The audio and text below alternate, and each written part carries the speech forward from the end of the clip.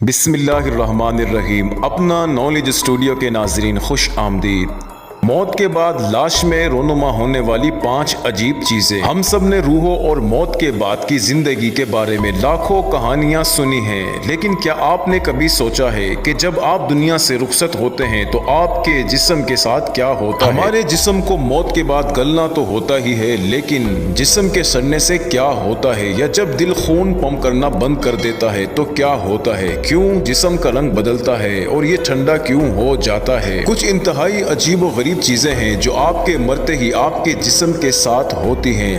آگے سنیے، گھبرائے نہیں، کیونکہ یہ ہم میں سے ہر کسی کے ساتھ تو ہونا ہی ہے۔ الگور مورٹس، جو جسمانی درجہ حرارت کو ٹھنڈا کرتا ہے۔ الگور مورٹس کا مطلب ہے بالترتیب سردی اور موت۔ یہ موت کا دوسرا مرحلہ ہے۔ موت کے بعد جسمانی درجہ حرارت میں تبدیلی اس وقت تک ہوتی ہے جب تک محیطی درجہ حرارت مماثل یعنی ایک جیسا نہ ہو جائے۔ اسے ڈیتھ چل کے نام سے جانا جاتا ہے۔ ہمارا جسم اپنے 98.6 ڈگری فارنہائٹ یعنی 37 ڈگری سینٹی گریڈ گرمی کھو دیتا ہے اور آہستہ آہستہ محیطی کمرے کے درجہ حرارت تک پہنچ جاتا ہے اور تقریباً 1.5 ڈگری فارنہائٹ یعنی 0.8 ڈگری سینٹی گریڈ فی گھنٹہ کے حساب سے کم ہوتا رہتا ہے۔ موت کے بعد ہونے والے اس سنڈروم نے بہت سے لوگوں کو خوف زدہ کر دیا ہے، کیونکہ کہا جاتا ہے کہ ہمارے جسم موت کے گھنٹوں بعد بھی مڑ جاتے ہیں۔ موت کے بعد پٹھوں کے ٹیشوز سکڑ جاتے ہیں، جس کے نتیجے میں جسم کے بعض حصوں میں حرکت ہوتی ہے۔ اگرچہ یہ سکڑاؤ پر منحصر ہے، اگر یہ کافی زیادہ ہے تو جھٹکے اور جسم کا مڑنا دراصل دوسروں کو دکھائی دے سکتا ہے، جس سے ایسا لگتا ہے جیسے جسم واقعی زندہ ہو رہا ہے۔ ہم زندہ رہتے ہوئے بے عیب نظر آنے کے لیے لاکھوں کی رقم خرچے کرتے ہیں، لیکن کیا آپ جانتے ہیں کہ مرنے کے بعد ہمارا چہرہ جھریوں سے پاک ہو جاتا ہے؟ جی ہاں معزز ناظرین، اس کی وجہ یہ ہے کہ ہمارے چہرے کے پٹھے زیادہ سکڑتے نہیں ہیں، جس سے چہرے کو زیادہ لچک ملتی ہے، اسی لیے جلد سپاٹ ہو جاتی ہے۔ لاشیں موت کے بعد بھی کرا سکتی ہیں۔ جی ہاں ناظرین، پٹھوں کے سکڑنے، لاشوں کے مڑنے اور جھٹکے کھانے کی طرح مردوں کا ایک اور سنڈروم ہے جو لوگوں کو انتہائی خوف زدہ کر دیتا ہے۔ اپنے سامنے ایک لاش کو تصور کریں اور آپ کو اچانک اس سے نکلنے والی آوازیں سنائی دیں۔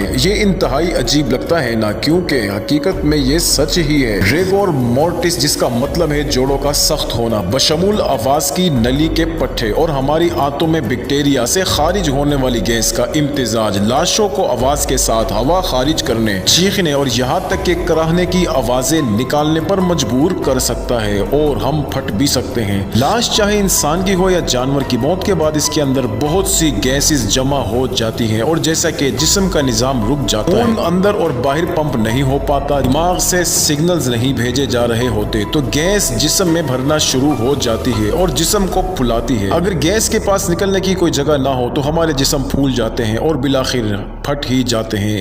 اللہ سے دعا کرتے ہیں کہ ہم سب کا خاتمہ ایمان پر ہو۔ ناظرین محترم، مزید سبق آموز اور انٹرسٹنگ ویڈیوز اور واقعات کے لیے آپ ہمارا چینل اپنا نالج اسٹوڈیو کو سبسکرائب کرنا مت بھولیے گا۔